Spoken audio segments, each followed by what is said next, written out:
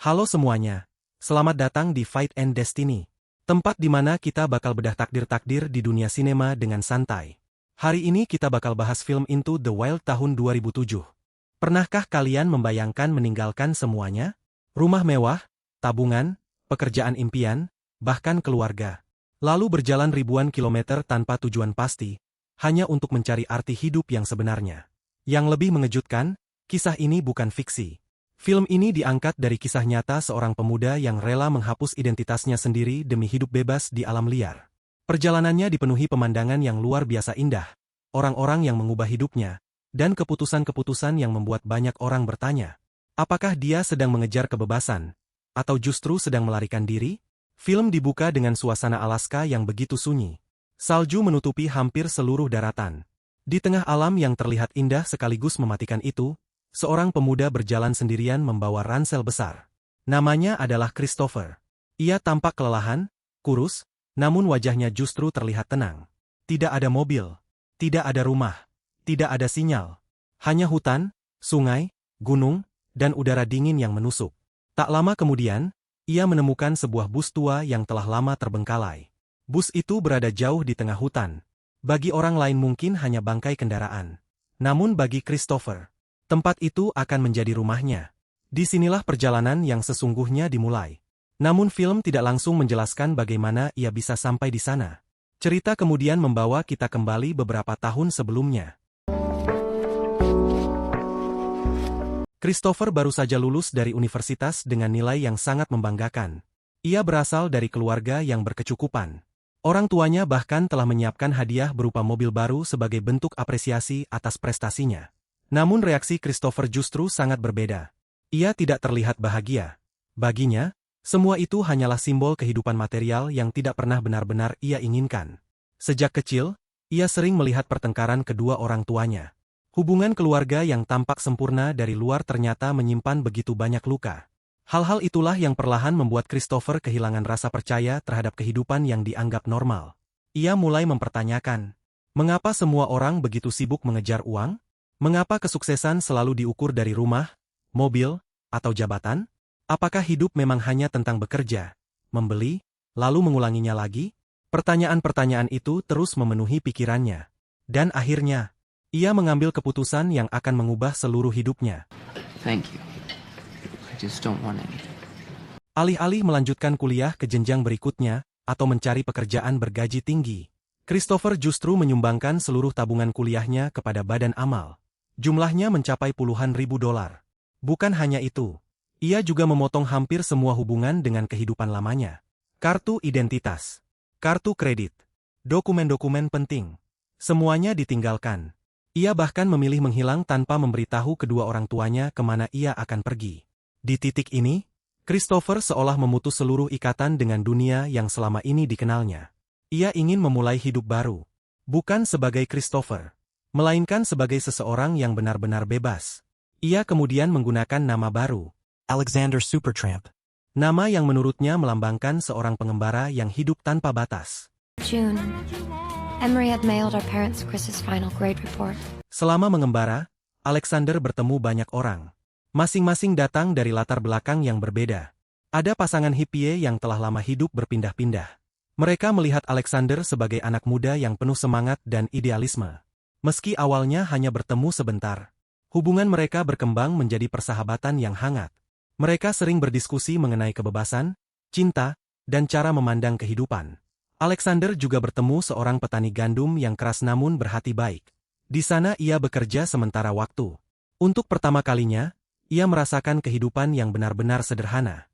Bekerja dengan tangan sendiri, tidur tanpa kemewahan, makan dari hasil kerja.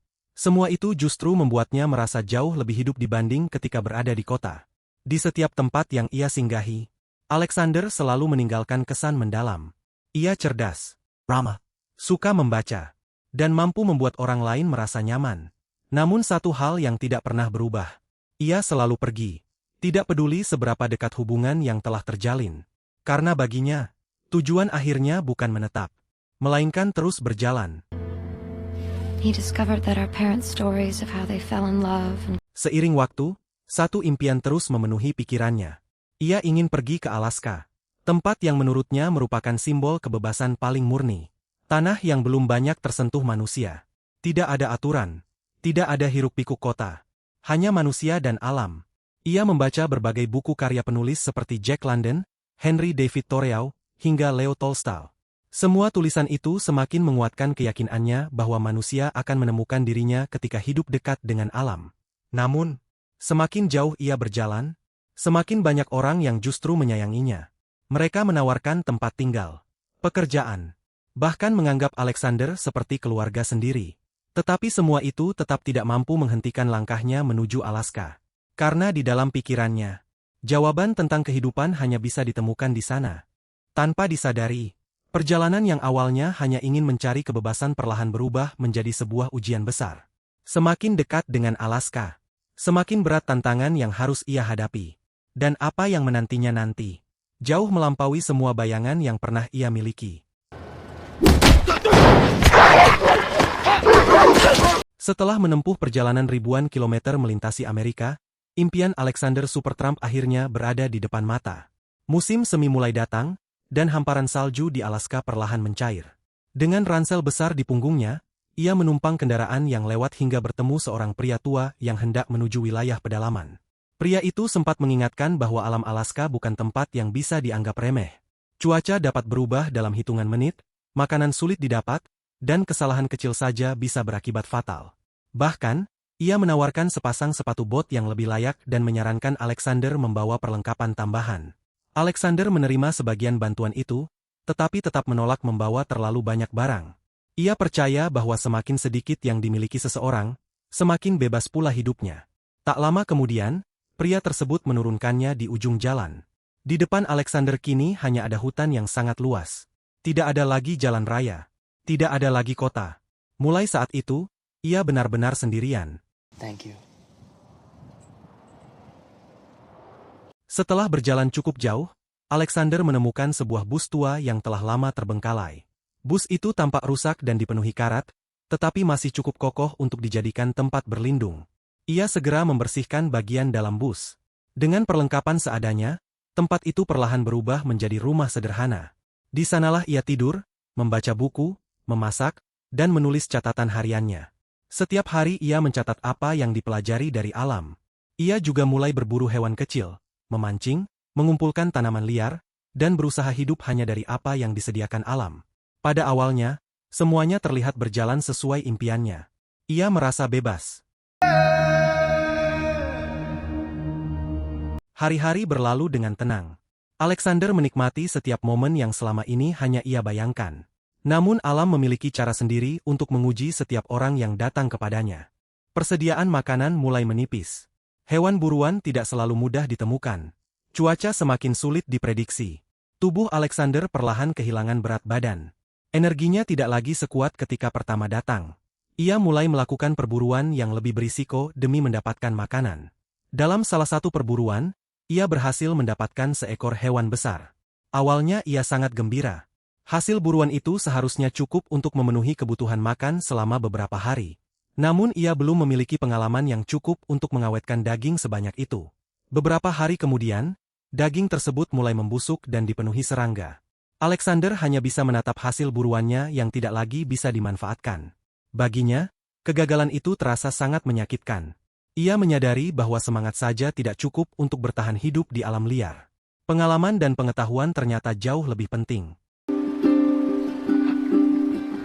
Hari demi hari berlalu tanpa bertemu manusia. Namun lama-kelamaan, kesunyian berubah menjadi sesuatu yang berat. Alexander mulai mengingat orang-orang yang pernah ditemuinya selama perjalanan. Pasangan hippie yang selalu menyambutnya. Wayne, pria yang memberinya pekerjaan. Ron, lelaki tua yang menganggapnya seperti cucu sendiri. Ia mulai menyadari bahwa semua orang yang pernah hadir dalam hidupnya sebenarnya memberikan sesuatu yang sangat berharga. Bukan uang, bukan kenyamanan, melainkan hubungan antar manusia. Music. Love for one's neighbor. Suatu hari, Alexander akhirnya merasa cukup. Ia percaya bahwa pencarian dirinya telah selesai. Kini ia ingin kembali ke dunia luar. Ia ingin menemui kembali orang-orang yang pernah dikenalnya. Dengan penuh semangat, ia mengemas seluruh barangnya. Ia meninggalkan bus tua itu dan berjalan menuju sungai yang dulu berhasil ia lewati saat datang. Namun pemandangan yang kini ada di depannya benar-benar berbeda. Salju telah mencair. Air sungai berubah menjadi arus besar yang sangat deras. Sungai itu kini hampir mustahil diseberangi. Alexander mencoba mencari jalan lain. Namun dimanapun ia berjalan, hasilnya sama. Ia terjebak. Tidak ada jalan keluar. Bus yang tadinya menjadi tempat berlindung kini berubah menjadi tempat ia terkurung. Alexander kembali ke bus. Ia mencoba bertahan dengan sisa tenaga yang dimiliki. Persediaan makanan hampir habis. Tubuhnya semakin kurus. Tenaganya terus berkurang. Meski begitu, ia tetap menulis di jurnalnya. Ia mencatat setiap perubahan yang dirasakan. Setiap hari menjadi perjuangan baru.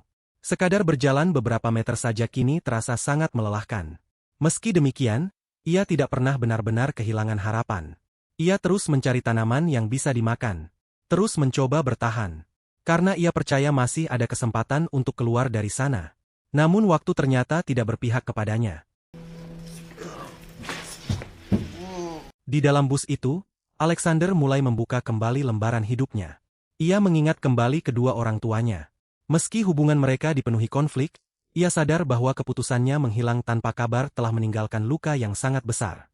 Selama ini ia begitu fokus mencari arti kehidupan di tempat yang jauh, hingga lupa bahwa ada orang-orang yang terus memikirkan keberadaannya.